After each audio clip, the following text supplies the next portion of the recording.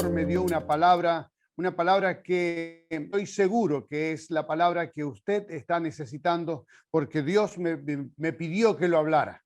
Así que esta mañana es una mañana especial, una mañana de presencia de Dios, y el título del mensaje es Nuestras familias. Quiero hablar sobre lo que es la familia, porque justamente en esta mañana sé que Dios nos va a ministrar poderosamente con esta palabra.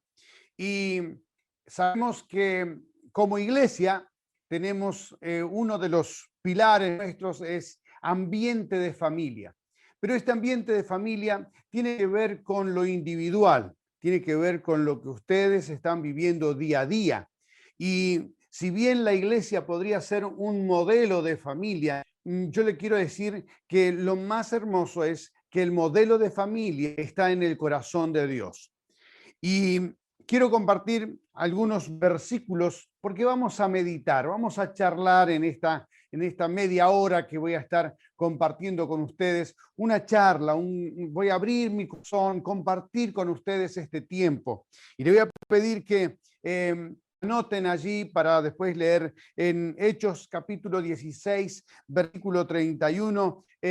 Allí ocurrió algo maravilloso con la vida de Pablo. Y Pablo le dice a un hombre que había tenido una experiencia nueva con el Señor, él había conocido a Jesús en una situación bastante particular, pero le dijo así: cree en el Señor Jesucristo y serás salvo tú y toda tu casa. Cree en el Señor Jesucristo, serás salvo tú y tu casa. Interesante que es esto, porque dice cree y serás salvo tú y tu familia. Los de tu casa. Y los de tu casa están necesitando en este tiempo creer en Jesús. Vamos a ir mirando un poco más. Pero en Josué, el capítulo 24, versículo 15, en Josué, dice así: si mal os parece servir a Jehová, escogeos hoy a quién sirváis, si a los dioses a quienes sirvieron vuestros padres cuando estuvieron al otro lado del río, o a los dioses de los amorreos en cuya tierra estás habitando, pero yo y mi casa serviremos a Jehová. Eso fue una determinación muy clara, muy precisa. No había duda a qué se estaba refiriendo Josué. Josué estaba hablándole una palabra de exhortación a los que lo habían acompañado y entrado a la tierra prometida. Él estaba diciendo: miren, yo no sé lo que va a pasar a ustedes. Ustedes hagan lo que ustedes quieran, pero yo y mi casa voy a servir al Señor. Esto es una determinación. Y la Biblia habla mucho sobre familia. La Biblia tiene como si fuese un espacio especial para hablar de la familia. Siempre estuvieron involucrados las familias. Dios inventó la familia. Y en el libro de Efesios, en el capítulo 3, versículo 14 y 17, de 14 al 17, dice el apóstol Pablo: por esta causa doblo mis rodillas ante el Padre de nuestro Señor Jesucristo, de quien toma nombre toda familia en los cielos y en la tierra, para que os dé conforme a las riquezas de su gloria, el ser fortalecido con poder en el hombre interior por su espíritu, que habite Cristo por la fe en vuestros corazones, a fin de que, arraigados y cementados en amor, y ahí continúa. Pero lo más hermoso es que el apóstol Pablo está dando una palabra y dice: por esta causa doblo rodilla, la intercesión, el clamor, la preocupación. El apóstol Pablo tenía una preocupación especial por la familia. El apóstol Pablo refuerza la idea también en el capítulo 5 de Efesios, en el capítulo 6 de Efesios. Allí está marcando la importancia de que es la familia, cómo deben comportarse, cómo deben amar los maridos a sus esposas, cómo deben honrar las esposas a sus esposos, cómo comportarse los hijos, cómo debe ser la vida familiar en cuanto al sostén, cómo el marido tiene que cuidar de su esposa, y pone como ejemplo como Cristo amó a su iglesia, por ella murió. Así es. Así que bueno, Prepárense, esposa, para recibir de parte de su marido una palabra cariñosa en este día. Pero lo más lindo es que los requisitos para ejercer el ministerio también tienen que ver con la familia. Antiguamente mucho lo que era el día a día de la familia. ¿Por qué? Porque, bueno, en la antigüedad las casas no eran tan grandes, entonces mucha gente hacía su vida cotidiana en la calle. Usaban la casa más para dormir y la gente conocía todo. Pueblo pequeño, usted ya sabe cómo es. Todo el mundo se conoce. Entonces, en esos lugares era muy, muy notable cómo es que se conducía una familia, cómo se conducía la casa, cómo era el interior de ella, cuál era el respeto, cuál era el orden. Ahora, el apóstol Pablo, cuando refuerza todo esto, quiere decir que el apóstol Pablo estaba viendo que había algunos comportamientos que no eran los adecuados. Entonces él se toma el trabajo de hablar sobre la función de la esposa y la función del marido. ¿Por qué? Porque el ser humano fue ser humano siempre.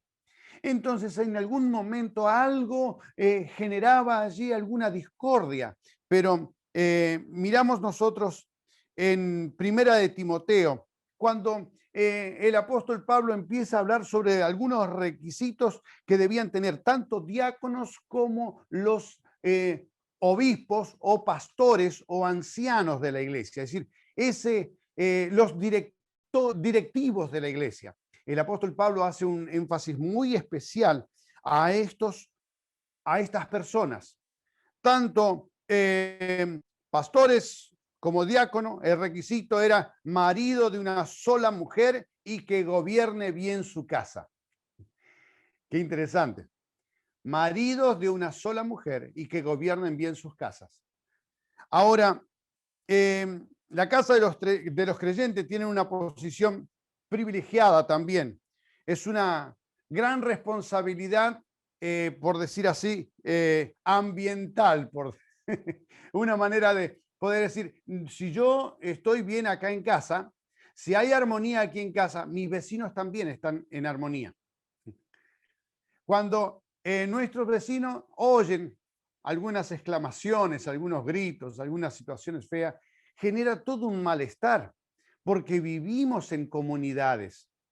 Entonces nosotros debemos, en este tiempo más que nunca, seguir los consejos que el apóstol Pablo le da al joven pastor Timoteo, donde le dice, miren, sean marido de una sola mujer, que gobiernen bien sus casas. ¿Qué era el gobernar la casa? ¿Cómo era eso de gobernar la casa? Bueno, gobernar la casa quiere decir una buena administración, un buen trato, el trato que se tiene hacia los hijos que no sea agresivo. Más adelante voy a estar hablando un poquitito sobre esto, pero que pueda haber armonía. Esto era lo que el apóstol Pablo estaba diciendo, que haya buena armonía en la casa.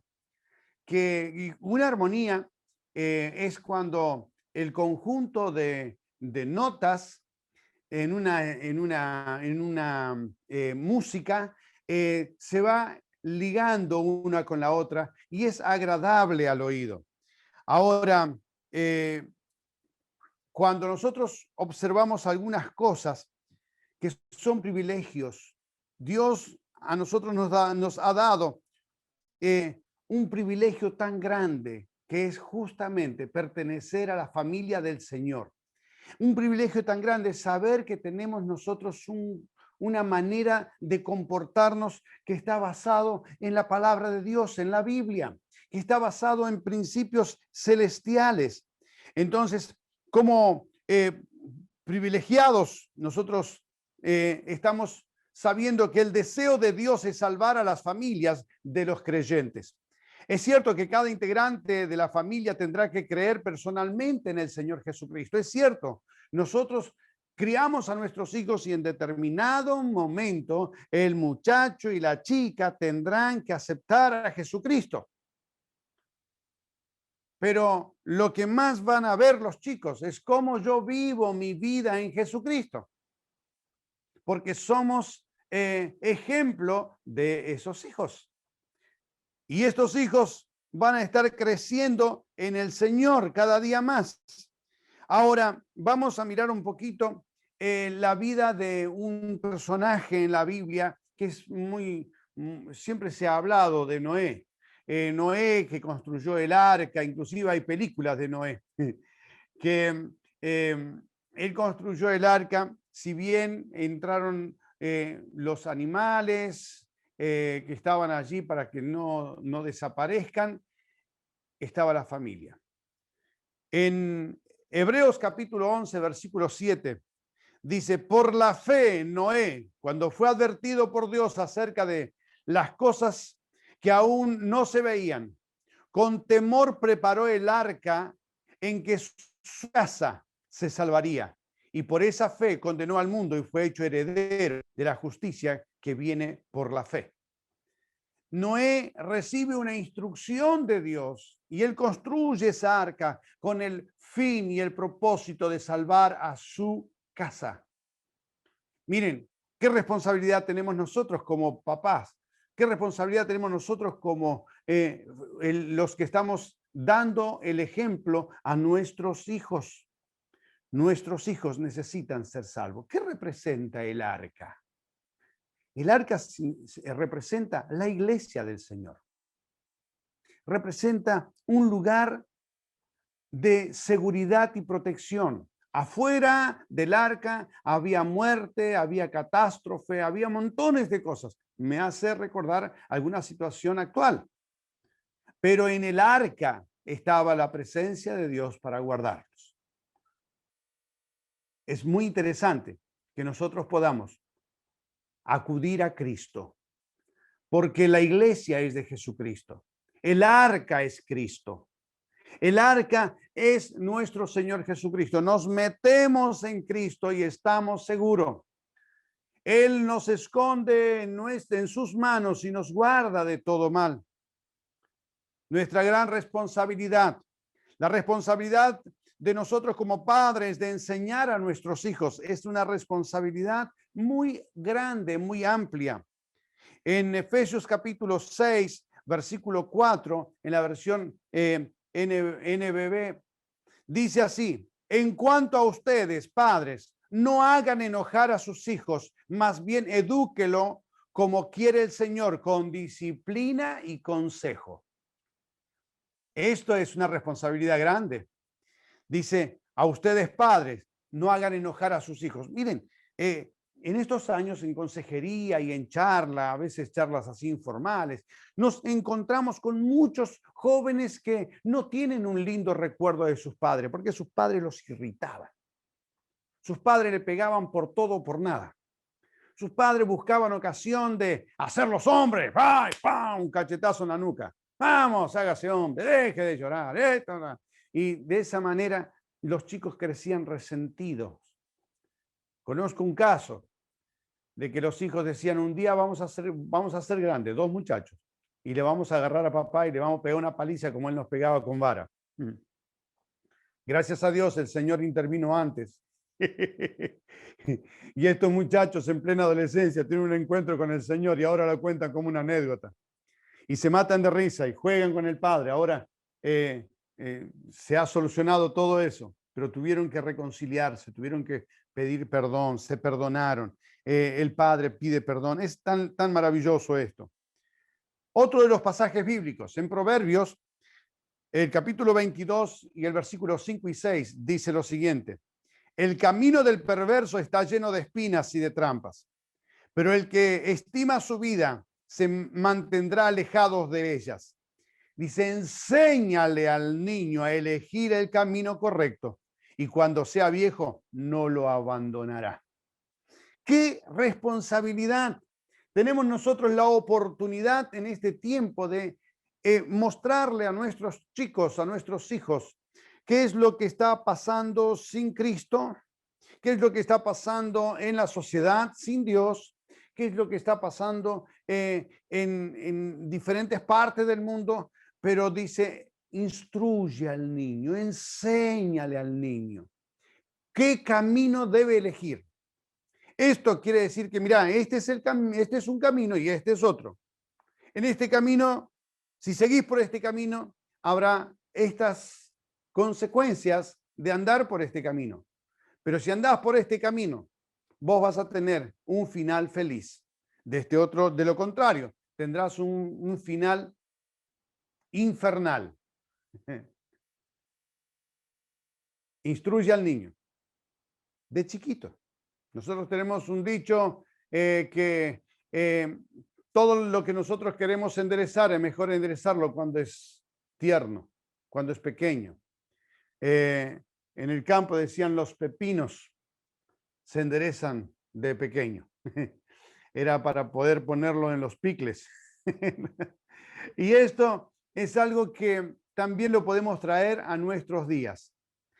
Ayer le contaba una anécdota a mi hijo Cristian sobre una historia en Cabo Verde. Allí se dice, cuando vieron que acá decimos aro, aro, aro, aro, y empiezan ahí a decir, allá dicen historia, historia, dicen, y cuando dice eso, todo el mundo se calla la boca y empieza a oír una historia. Y la historia se basaba en un señor que quería hacer un trapiche para poder extraer jugo de la caña de azúcar para hacer aguardiente. Pero él decía, pero es mucho gasto montar todo eso, hay que poner un motor y esto acá. Y alguien le aconseja de que en vez de poner motor, que ponga un burrito y eso le va a ayudar y va a tener mucha ganancia, porque el burro se alimenta solo, así que él entendió de que el burro le iba a dar una ganancia de 100%. Entonces, este hombre, desconociendo lo que era el cuidado de un animalito, compró el burrito, lo puso allí en el trapiche y vuelta y vuelta. La primera semana, ganancia total, no le produjo ni un gasto. Segunda semana, cuando lo va a poner a trabajar, el burro estaba muerto. ¿Por qué? Porque no lo había cuidado al burro, no le había dado de comer, lo hacía trabajar de una manera como burro. Y la moraleja de la historia era, si no cuidas a tu burro, se te muere. Y se refería a la persona. Si no le das de comer al que te genera todos los recursos, se te va a morir. Y esto también me habla un poco de cómo es que yo voy a cuidar, voy a nutrir a mi familia. ¿Cómo voy a nutrirme yo? Yo voy a nutrirme de lo que es bueno, voy a enseñar de lo que es bueno, porque si no, el burro se muere. Y una vez muerto, ya no hay más ni un tipo de ganancia. Debemos enseñar a nuestros niños a trabajar, debemos enseñar a nuestros niños a cuidarse, debemos enseñar a nuestros niños a relacionarse, a seleccionar las amistades. Debemos enseñar a nuestros niños que no todo lo que te produce placer es bueno. Debemos enseñar a nuestros hijos valores, valores eternos, valores que le va a servir para la vida, la honestidad, el decir verdad, la honradez, el buen trato, la manera en que nos dirigimos hacia los demás, enseñarle valores. No nos cansemos de enseñar, porque si no, después de grande, usted lo va a lamentar. Había una señora que decía así, yo prefiero darle con vara mientras pequeño, para que la policía no le pegue con palo cuando sea grande. Esa señora se llamaba mi mamá.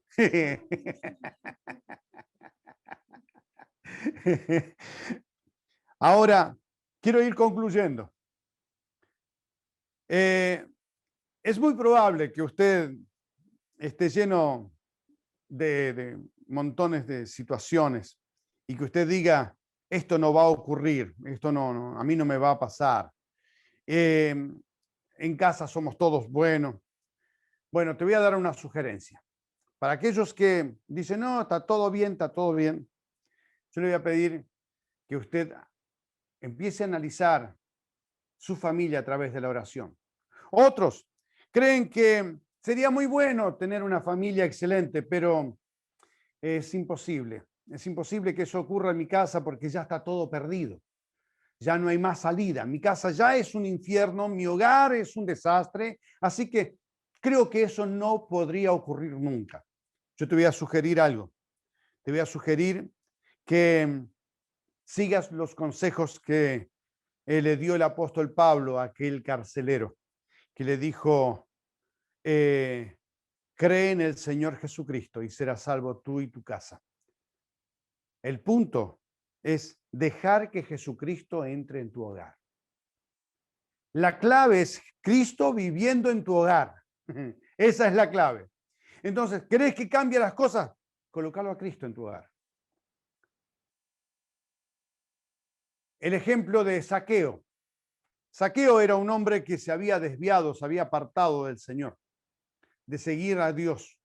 Él era un hombre que hacía lo bueno y en un momento se metió, se fue enredando de a poco, de a poco, de a poco. Llegó un momento en que ya no podía dejar de vivir una vida de pecado que lo llevaba cada vez más lejos de Dios.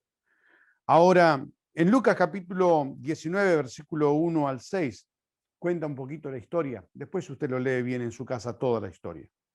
Dice, habiendo entrado Jesús en Jericó, iba pasando por la ciudad y sucedió que un hombre llamado Zaqueo, que era jefe de los publicanos y rico, procuraba ver quién era Jesús, pero no podía a causa de la multitud, pues era pequeño de estatura, y corriendo delante se subió a un sicómoro para verlo, porque había de pasar por allí. Cuando Jesús llegó a aquel lugar, mirando hacia arriba, le vio y le dijo, Zaqueo, date prisa, desciende, porque hoy es necesario que me hospede en tu casa. Entonces él descendió de prisa y lo recibió gozoso. La historia es que Jesús se quedó en la casa de Zaqueo. Entró a la casa de Zaqueo. Espiritualmente la casa de Zaqueo era un caos. No se oraba, no se leían las escrituras, tantas cosas no se hacían. Dejaron de hacerlo.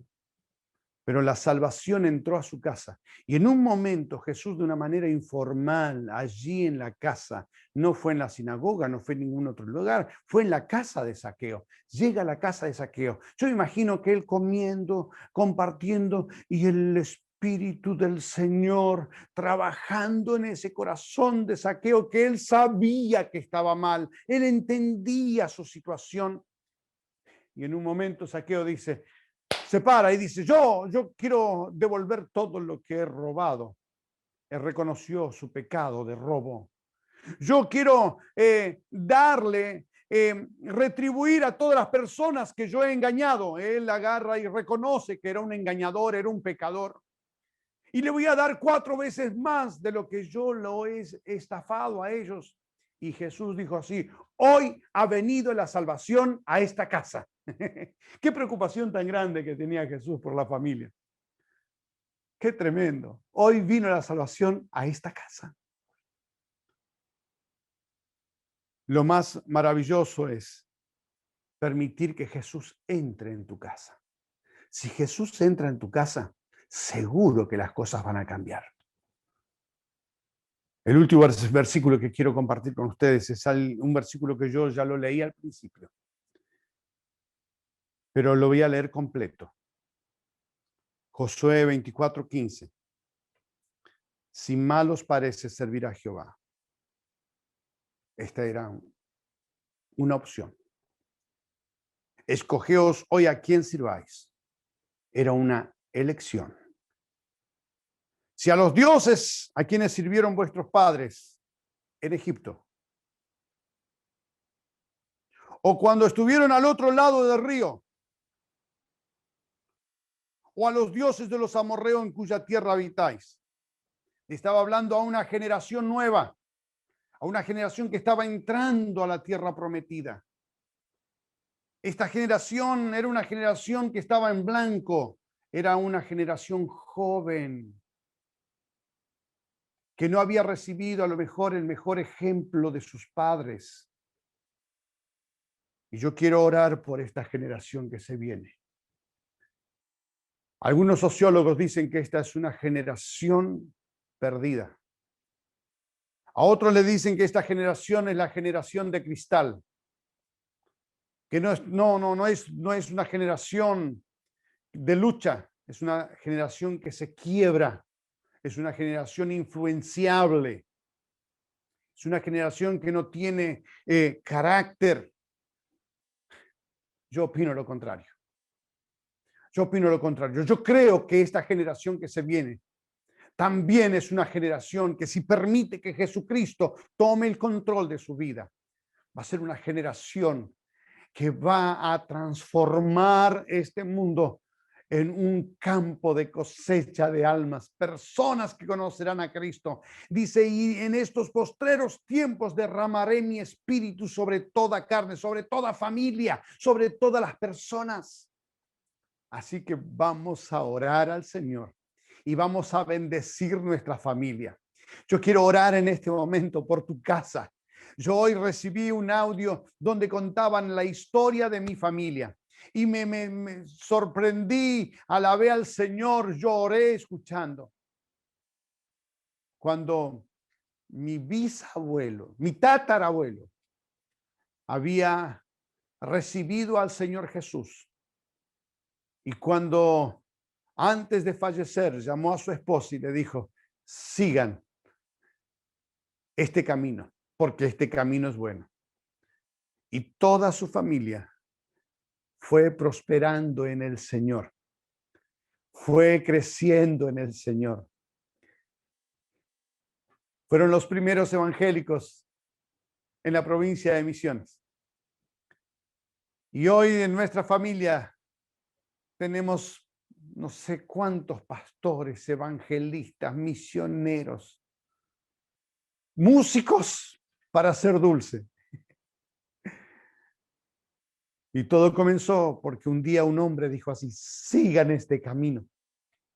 Yo no sé si vamos a tener tiempo de ver a nuestros bisnietos, pero lo único que yo sé es que mis hijos seguirán este camino, porque yo y mi casa serviremos a Jehová.